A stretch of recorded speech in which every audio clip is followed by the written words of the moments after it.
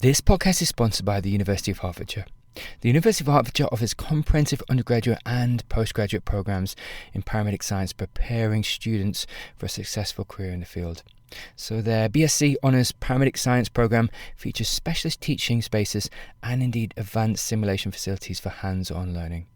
A dedicated paramedic teaching team comprising experienced professionals bring real-world insights into the classroom and help students gain practical experience. Students gain practical experience through placements in the London Ambulance Service and the East of England Ambulance Service as well. The university is strategically located, offering excellent access to London, the M25 and indeed the M1, enhancing placement opportunities and networking. University also offers the MSc Paramedic Science, so pre-registration course, and this emphasises innovative teaching methods utilising online resources, virtual reality and state-of-the-art simulation kits. So research active teaching staff with a national and international profile provides students with the latest knowledge and practice guidelines. With over 25 years of heritage, the programme has a strong reputation and a successful track record. Graduates enjoy excellent career prospects supported by the university's robust network and industry connections. The University of Hertfordshire's Paramedic Science programme combines theoretical knowledge, practical experience and indeed research opportunities supported by cutting-edge technology and a strong professional network, making them an excellent choice for aspiring paramedics. Please see the show notes for further details. You're listening to the Pre-Hospital Care podcast on the Medics Academy Network. Welcome back to the podcast. In this episode, we're going to delve into the 10 Second Triage Tool to understand its performance in action over time. So we've recorded a session prior to this with Claire Park, which we'll link into the show notes, around the creation of the 10 Second Triage Tool. But in this episode, we're going to explore the development and impact of the TSTs, the 10 Second Triage Tool, and indeed the MITT, so the Major Incident Triage Tool as well. So our guest provides insights into how these tools are transforming emergency response, training and indeed real-world applications. So we're going to also look at the advancements of setting new standards within major incidents and emergency preparedness. So joining us today is Dr. Phil Cowburn, who is a consultant in emergency medicine. He's also the medical director for South West Ambulance Service. He's also the co-author of the new 10 Second Triage Tool for mass casualty incidents. Phil is a consultant in emergency medicine, working in both trusts in Bristol and indeed co-founder of the Great Western Air Ambulance Service. So with over a decade of experience in ambulance service medical directorate roles, he serves as a medical advisor for the National Ambulance Resilience Unit, or NARU. Dr. Cowburn has been instrumental in implementing clinical practice changes from the Manchester Arena inquiry, and that has really informed his position on TST as well. So in this episode, despite some internet connection issues during the interview, it's worth sticking with this interview as Phil provides some extremely insightful answers on TST. So it's also a fantastic interview on major incidents recently with Phil on the Resource Room podcast, and I recommend you check that out. We're going to put links in the show notes to the Resource Room so you can listen to that one as well. But please do enjoy this episode with Phil. He's hugely experienced and indeed insightful in this area of pre-hospital care. Please do enjoy. Phil, welcome to the podcast. Thank you very much for inviting me, Owen. Well, I'd just like to start, Phil, if possible, just by maybe just digging into I've spoken with Claire Park on the podcast and just sort of framed the TST, but just if you could maybe initially just speak to the driver for changes in triage tools and indeed from your perspective, how the TST came about.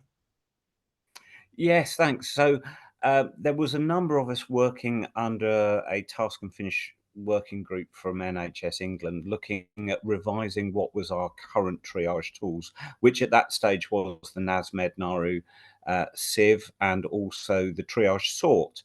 And we were looking to take evidence-based practice forward to try and revise those. Myself and Claire Park had been working for quite a bit of time on considering quicker triage tools that could be used in the hands of lay responders as well as clinicians. And we were also very concerned around the cognitive load that you will undergo in an incident like this. You know, the bandwidth of responders will be markedly stretched during something, the sight, the sound, the smell, and everything that is going on around them on the worst day of their life, are they going to be able to do the things that when you're sat in a classroom may make absolute sense? So we were working on that, and there was a great group of academics and pre-hospital practitioners involved in that. And we said, but hang on, what we want is something that is very quick and very easy and just focuses on those immediate life-saving interventions that we know will make a difference in that very early stage. And the research that Claire is doing at the moment, and evidence that we've had from a number of instances, we know that the things that will kill you in that early stage are loss of airway and severe bleeding. And if we could just have something that purely focused on those. So Claire and I had been working, we both work for different police forces, and we'd been looking at options for, delivering life-saving interventions and prioritising patients in more tactical situations. So we'd got some models on that. And when we came to the first iteration of what then turned into the major incident triage tool, working with Jamie Vassallo and his stuff he'd done with MPTT 24, we devised this tool and we put it through a fairly extensive field test.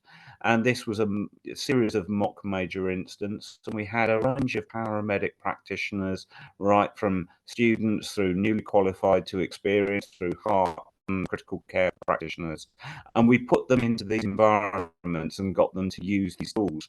And we were looking at both qualitative data, how accurate were they, how long did they, also more quantitative data looking at that, also qualitative stuff like how did it feel, how easy was it to use, and taking feedback.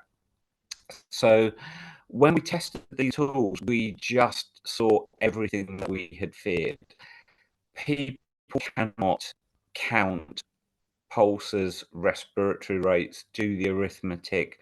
No one's wearing a watch anymore because we're bare below the elbows, and just the burden of the physiological criteria just exceed the bandwidth that any responder has at that time. And this was just in a simulated exercise, so it wasn't even as stark as the real thing. So we really went back to try and look at options for triage tools that didn't use any physiological variables to try and take out that burden on people, but to really focus on the life-saving interventions. I'd been working on a tool with my police officers which was very straightforward, which was just kind of walking, talking, not breathing. And Claire had been working on one with Metropolitan Police, which also highlighted penetrating torso injury, which we know can be related to incompressible hemorrhage that cannot be dealt with, and to prioritise those patients. So we did a little bit of a smash the two tools together, and we came up with the tool that we is now known as 10 Second Triage Tool, and it's designed to be very quick and dirty. It's not designed to be the most sensitive, the most specific. It is just designed to be put in the hands of as many responders as possible to get those life-saving interventions done, have a rough idea on the prioritization of those patients.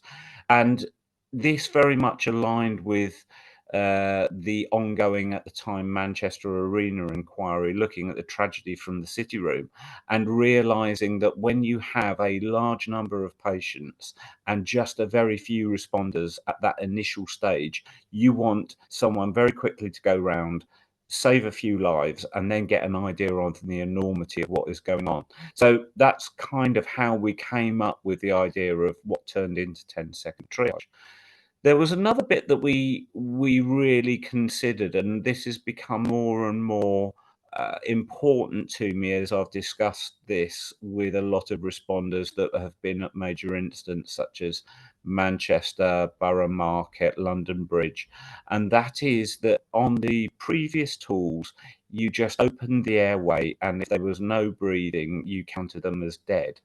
Now, in those early stages, you don't know the enormity of the scene. There may only be 5 or 10 people there. So consigning somebody that doesn't appear to be breathing as dead, when we know that the survival rates from traumatic cardiac arrest, if really aggressively managed, are certainly significant.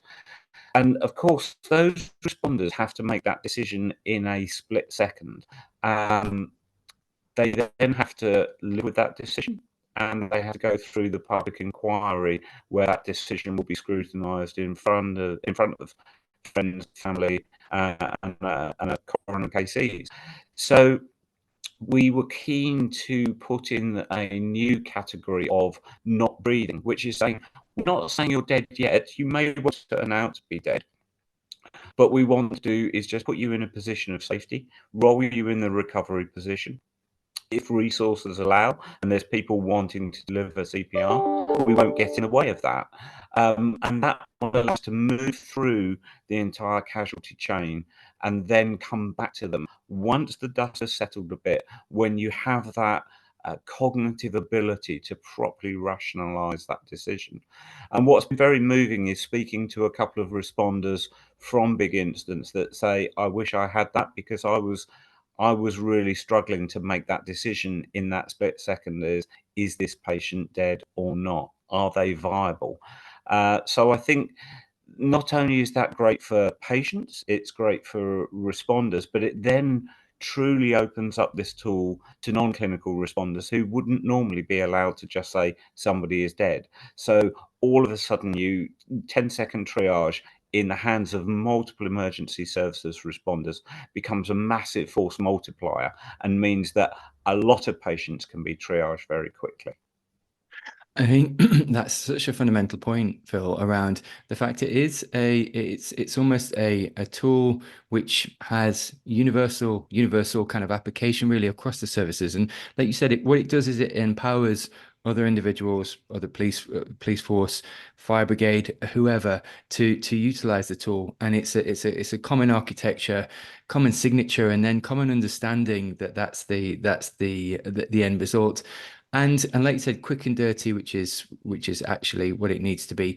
And you just said something which is really interesting, and I'm going to press you on it slightly, not press you on it, but just almost violently agree with you. But that actually, what we negate in major incidents is this really profound sense of human factors. It's your own physiology is through the roof. Your heart is in your mouth. Your own respiratory rate is through the roof, and actually making any kind of semblance of big decision, and indeed sequential decision and dynamic decision in that moment, is so difficult, actually.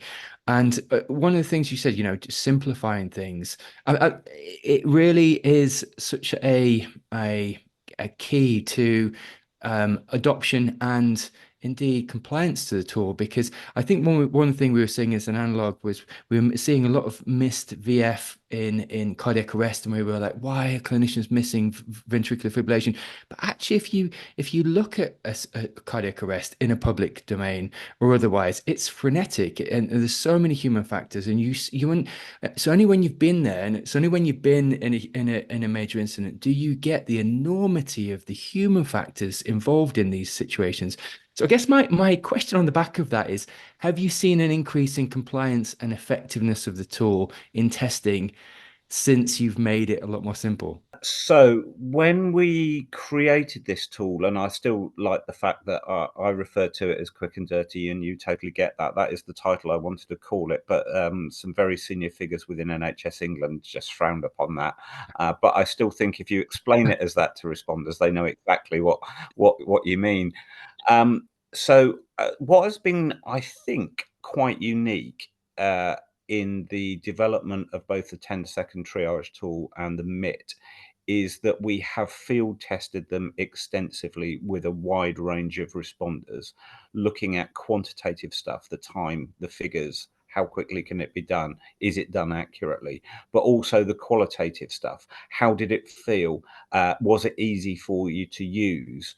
And when we did the field test for 10-second triage, we developed what I'm quite proud of was a way of developing it, we created a mock major incident, and we had 40 odd patients within there, and it was a truly worst day of your life. It was a deliberate vehicle attack through a load of pedestrians, followed by a bladed weapon attack onto a bus, followed by some petrol bombs, followed by a person-born IED. So we had everything in blunt trauma, penetrating trauma, blast, ballistic, burn. So we put all of those patients in.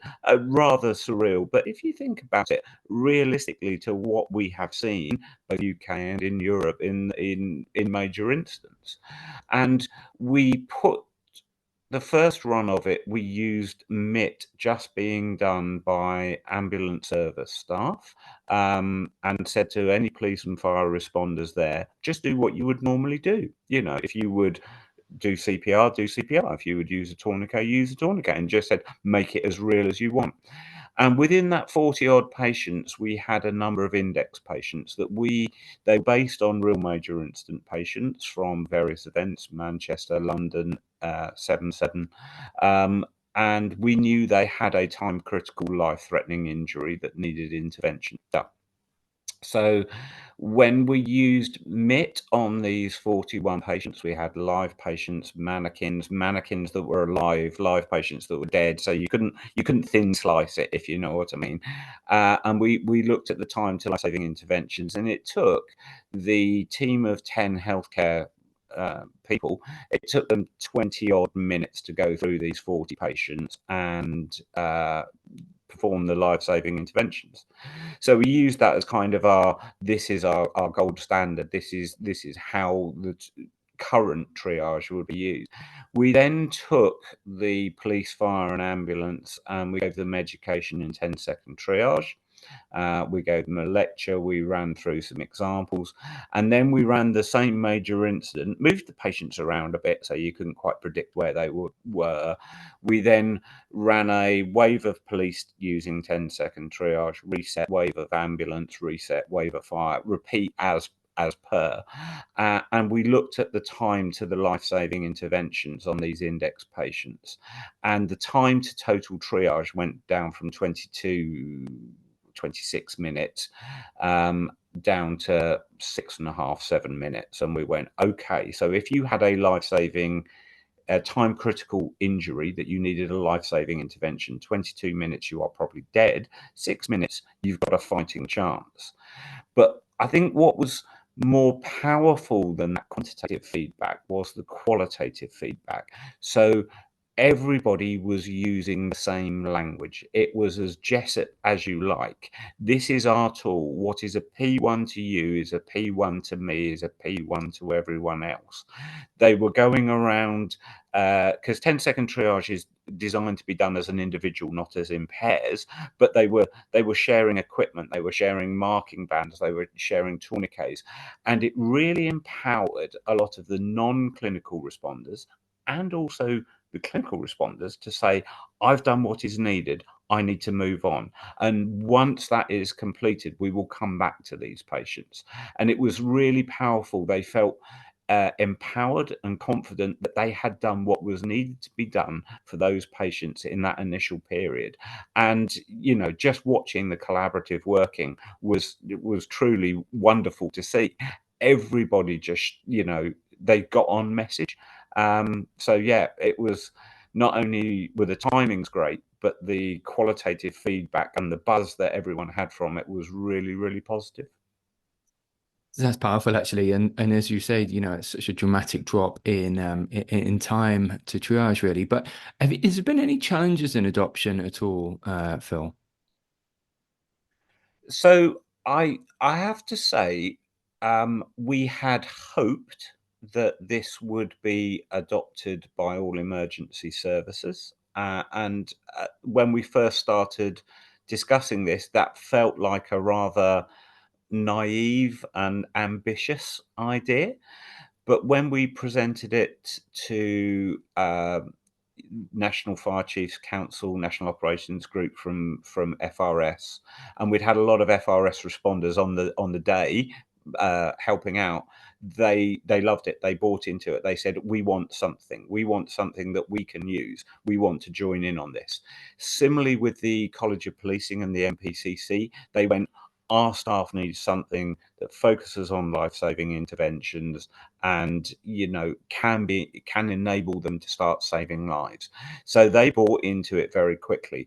The health sector bought into it, though if you think about it from police and fire perspective, they never had anything before, or they may have looked at the NASMED tool and gone, oh, can we use this? So they were picking up something new, and so they adopted it very quickly. From an ambulance service perspective, you had this bit where you had to unlearn the old one and learn the new one.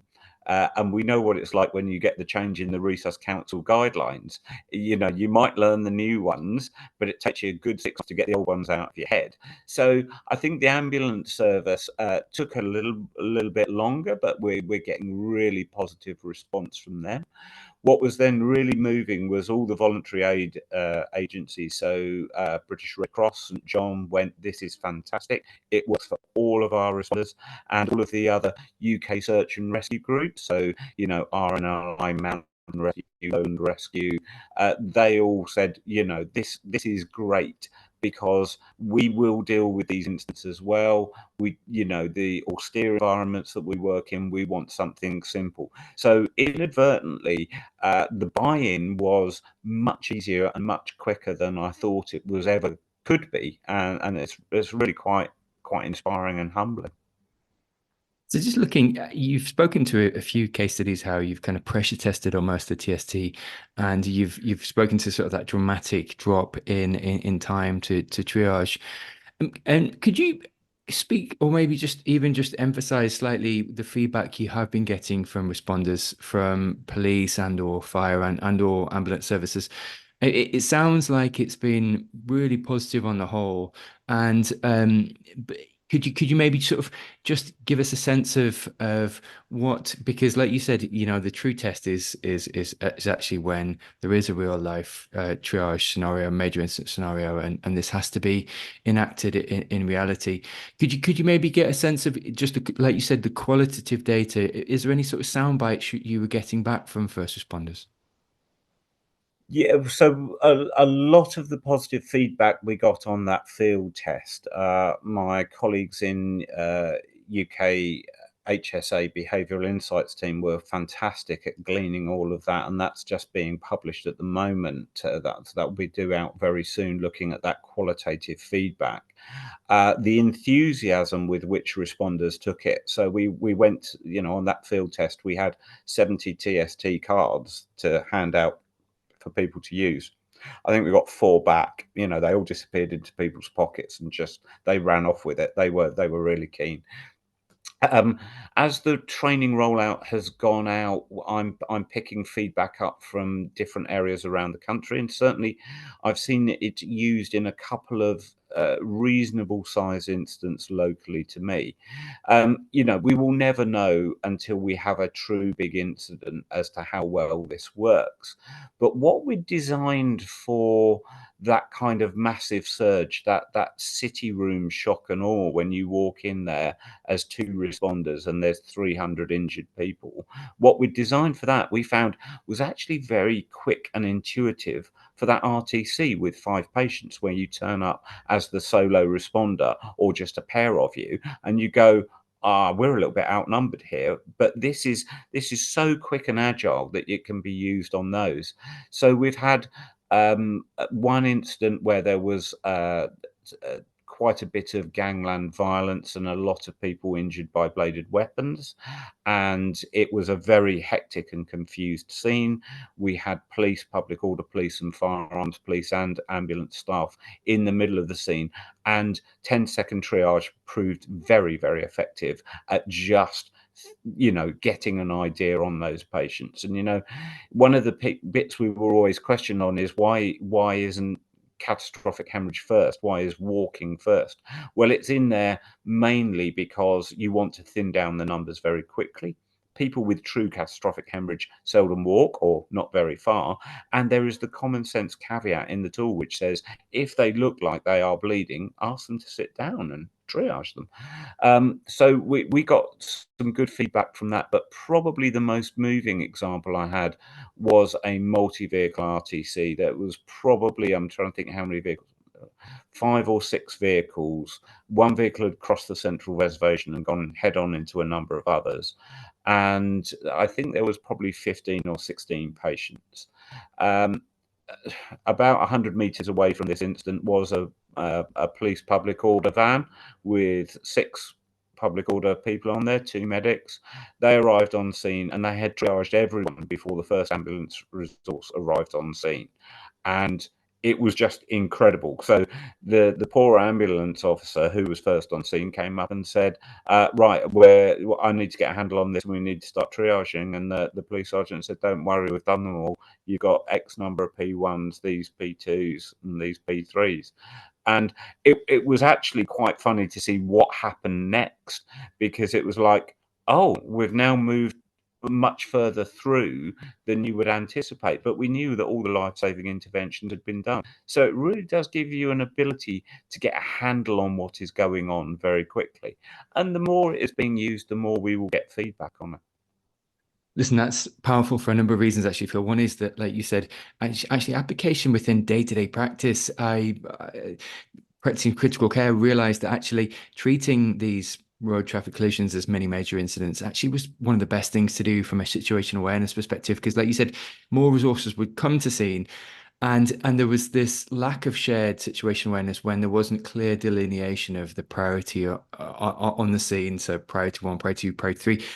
And then now to be able to democratize or delegate that out to an adjacent emergency service like the police or fire brigade, which might be on scene initially, again gives that common signature, and it almost divides the workload, and it increases shared situation awareness, which both of which are absolutely fundamental to try to understand the priorities on scene, but also just treat the dead and dying. So to really start to understand where the priorities are. So you're entirely right there. And if you think about it, any large scale incident that we attend, it is about bringing some semblance of order to chaos. And if you've all got one tool that you all share, and in delivering it, you are providing the life-saving interventions, all of a sudden that gives you that very quick grip on what is going on. And you're entirely right. It's then you just go, okay, I now know the key basic bits have been done. Let's use my clinical skills and acumen to focus on what comes next. So just looking at and moving on slightly, just to look at what comes after the TST. So the major incident triage tool. Phil, could you maybe speak to how it integrates within the broader MITT triage process, and indeed maybe more of a comprehensive patient assessment? Yes, so I think if we embrace the idea that we will use TST on any incident where we are feeling outnumbered, so that may be something truly massive, Manchester, London Bridge, something like that, or it may be just something like that, those 2 cars head on somewhere in a very remote and rural location. Once you've used 10-second triage, you have prioritized your patients into your P1s, 2s, 3s, and silver, not breathing. I think the next big decision that comes is this of such a scale that I now need to go into the major incident triage tool, or is this of a scale that is manageable that I can just run as business as usual? Are more resources with me now? And I think that really is an operational command decision, usually with a senior clinician involved, whichever is the most senior clinician you have on scene, to decide, do we need to instigate MITT, or can we just run this as business as usual? Because ideally, we want to give the patients the standard care they would have if they were the only patient. So if you can manage it as business as usual, do that. So I think that's the kind of command decision from the individual clinician's decision making. I think the two bits for me are, um, once you've got 10-second triage done, you will have some P1 patients, and you need to find the true time critical ones within that P1 patient cohort and get them moving off to definitive care. Rather than using all of your staff to fill up functional roles, you need to start thinking about the patient's need. So I tend to turn, you need to go around and find the P1iest of the P1s in there and get them moving off to hospital. And that really is a clinician's decision. That isn't necessarily for our emergency service colleagues to do, because we have done the bit that has highlighted them as P1. So that would be my first priority. My next priority would be to take a clinician and go round those silvers and decide whether they are truly dead, and you can take your time and do formal verification of death, and then that will be dignified. It will be done in a much more calculated and timely way that can be justifiable both for yourself as a responder and come whatever legal scrutiny happens. Or within that silver cohort, if there is perhaps just one of those and a number of not too badly injured patients, maybe it would be appropriate to deliver the ultimate level of care we would do anyway. So a lot of that, I think, really comes down to, you can only make that decision once you know the entire scope and enormity of the scene that you are dealing with. So until 10-second triage is done and completed, you don't want to be making those decisions. But the two key bits are find the P1ist of the P1s, reassess the silvers, and that's focusing on the patient needs. So just looking, Phil, for a second at the training and familiarisation that's currently required for emergency services and a broad perspective to adopt the TST effectively, what's the training and familiarisation package look like at the moment? To a degree, that depends on different organisations, and I think it should also depend slightly on the responder group. So we found out that even with no training, if you just hand that triage algorithm to a responder, because it is so simple, they can use it with no training. I would not advocate that. I would always be wanting some training. I think there should be a degree of either lecture-based or online training, and then work through some worked examples of different patients and say, okay, what triage category do you think this one is? What triage category do you think this one is? What life-saving interventions do you need? And my colleague Sean Harris from London does some lovely work on, there are cognitive shortcuts to 10-second triage. So if you have intervened on a patient, you've done an airway maneuver, a hemorrhage control maneuver, put them into the recovery position, they're a P1. So that's your shortcut tip.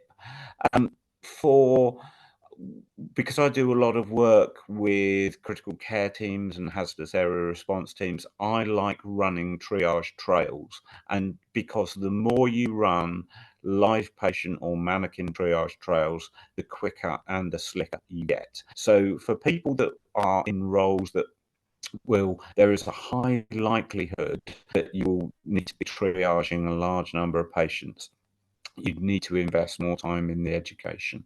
But I think if you take 60 minutes of education, you can make people very good at using 10-second triage. But this shouldn't just be once and never again. This just needs to be repeated, small little doses over and over again. And it's dead easy to run a little triage trail in a crew room. You can do it from video snippets, you can do it from pieces of card, and just get yourself into that idea of, okay, I want to run around all these patients. We saw that when we did the field test, that the emergency service groups got a little bit competitive about how quickly they could triage patients. And I want to put a little bit of that competition in there to show it is quick and easy. If you're looking for information on the education of it, you know, College of Policing will be developing theirs. National Operations Group for the fire are developing theirs. There's stuff on the NARU website around how to educate it. But, you know, go out and make up your own little bits of education to learn how to use TST. Yeah, that's fantastic, actually. And like you said, there's multiple applications, but also the beauty of it and because of the simplicity is, like you said, there's varying levels, but even just from broad brush introduction to, like you said, kind of more kinesthetic, real life, actual application of the tool. Because you know, as you said, actually getting your hands on patients, albeit dummies or even mock up high fidelity simulation with real life actors. Either way, it's you forcing interaction with the tool, and it's that sort of kinesthetic learning which really you can sort of leverage for real life, which Yeah. is fantastic. Just looking at the potential challenges or limitations, Phil, for emergency responders using TST, is there any mitigation strategies that you would advocate sort of regarding any limitations? So I think one of the bits that has come out quite elegantly within TST, you could use TST as a first responder. With just basic first aid skills, you know, stopping the bleeding by direct pressure, maybe using a tourniquet, improvised or otherwise. You could use it as a reasonably well-trained police medic, where you may have more in your kit bag, like hemostatic gauzes, airway adjuncts. You can use it as a paramedic, as a doctor, as whatever, but it is still the same basic algorithm. The interventions that you might do might be a little bit different because you have more kit in your bag. I think one of the areas that we need to be cognizant of is we changed the catastrophic hemorrhage decision node to be severe bleeding, because if you look at evidence from, certainly from Manchester, from John Harrison, you know, the severe bleeding was not recognized as catastrophic hemorrhage. And, you know, looking at that case, there is, you know, that is probably the only one in whom a life could have been saved if life-saving interventions had been done in a timely fashion. What we need to try and enable is for people to recognize severe external bleeding and treat it. And I think there then becomes a bit of a difference. For those of us that are clinically experienced, we may look at that and go, that's not too bad. But a lay responder may say that is severe bleeding and treat as a P1. So I think in people who are less experienced, there may be a tendency to over triage towards P1. But I don't mind that, because clinicians will follow that up, and clinicians will then be able to go, okay, I see why you did that, but all this needs is addressing. So I think we need to be cognizant of that. You know, the senior experienced clinician coming in after 10-second triage is essential to make sure they get the right treatment. Um, the one bit that TST is very good at is picking up those with penetrating torso injury. So we were very cautious about saying, you know, root of the neck, front of the chest, front of the abdomen, down into the groins for those junctional areas, axilla, buttocks, anywhere where you could prang a big vessel with incompressible hemorrhage that may, you know, be making this patient time critical, and we can do very little about that at scene, particularly in a large scale incident. So it is very sensitive and specific for those, but it will not pick up those who are shocked from blunt trauma quite as easily as if when you were using physiology. But once you've done 10-second triage, you come along and somebody will be doing physiology, be that in the MITT or in part of just standard care. So we will be able to pick those ones up. So we're using for physiological shock, we're using surrogate markers of inability to walk and inability to talk, which I think are valid in that quick and dirty stage, but they are not valid for later on. So just as we start to come into land, Phil, a couple more questions. One would be just, could you maybe speak to how you've seen adoption and or interest on an international level? Has there been any international engagement with the tool? So it's been fascinating. One of the things I've learned, having looked at triage tools for quite a while, they're like toothbrushes. Everybody agrees you should have one, but no one wants to use anyone else's. So it's been fascinating when we've taken TST and presented it at international conferences.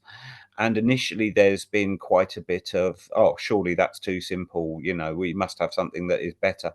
But then when they've seen it in action and either their own little exercises or they've thought it through, people are really going, that is just so quick and dirty. People are starting to quite like it. The Lebanese have been very keen to adopt it after the tragedy they had at the explosion at the port. They found that the NASMED tool didn't work. There's a number of Scandinavian countries that are looking at it. The Portuguese are looking at it and have asked me to go over and present over there because they're keen to have a unified tool for all of their responders.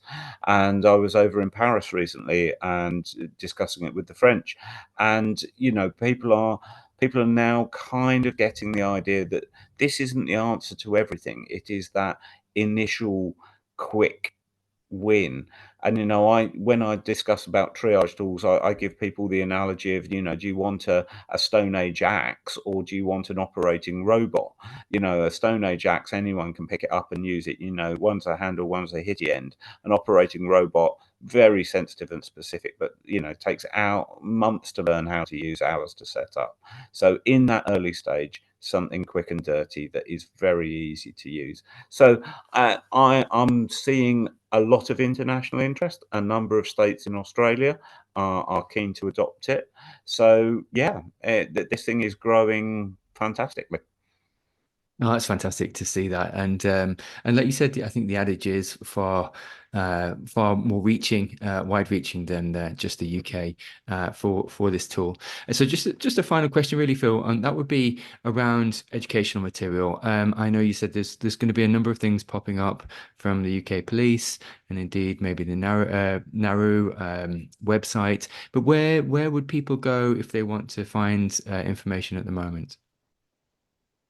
So if you're looking for information, apart from your great podcast, and other podcasts are available, I'm sure, the NHS England website gives you the basic information on the MITT and the 10 second triage. And we were very keen that the NHS kind of hosted that. If you go onto the Nauru website, there is some videos there for both, first responders and for healthcare responders. And there is also a lot of frequently asked questions on there, which gives some of the nuance into those bits where people ask, so, what about chest seals?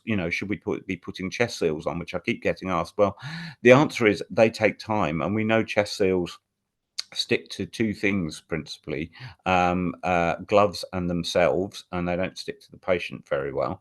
And the chest seal is not a life-saving intervention. Recognize the penetrating torso injury. If they've got an open pneumothorax, get somebody to put a hand on it, move on, finish triaging, then come back and do that.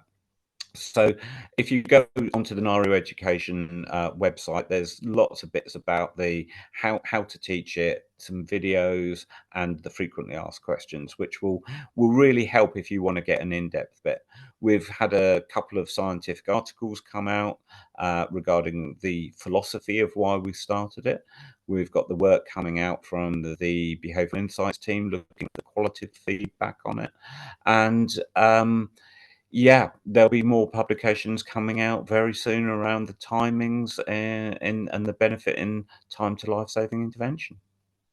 Well, that's fantastic. And we'll put those links in the show notes actually, because it'd be great, like you said, just that people can do a deep dive and just look at the spectrum of information which is out there. So thank you for that.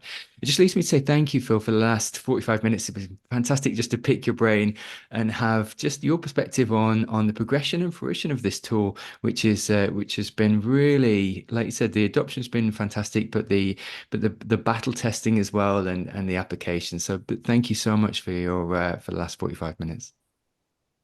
No, thank you, and I think it's just a massive thanks from me to the team that helped create this. You know, this was myself, Claire Park, Jamie Vassallo, Sean Harris, Dave Ball, Jason Smith.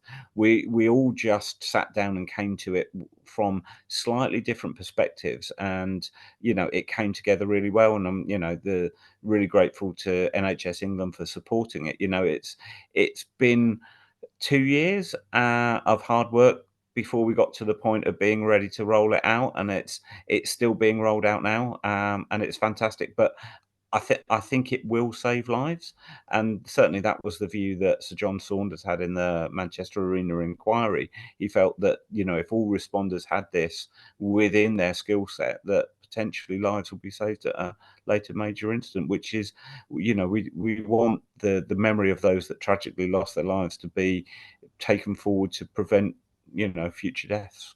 Yeah, I think ultimately, Phil, that's what everyone's in this for. Like you said, prevention of future deaths, and indeed, fundamentally patient care. And as you said, it seems to be in the research, and indeed in the high fidelity simulation where you're testing it, seems to be not time to triage, but time to understanding the hierarchy of priority, hierarchy of clinical priority is absolutely being improved, which is leading to more sort of more preventable deaths, and really leveraging that. So it's powerful, absolutely powerful. Yeah. And I think that goes back to, you know, why are we there? We are all there for the patients, to save those that can be saved. And, you know, for something that crosses all emergency services boundaries, that focuses on saving life, you know, has got to be a great thing. And I think trying to reframe our approach to the management of large scale and complex incidents, and stop thinking about what each emergency service does and what they bring in the system. If we just focus on what does the patient need, who can deliver it, let's get it done, will be a fundamental change. You're listening to the Pre-Hospital Care podcast on the Medics Academy Network.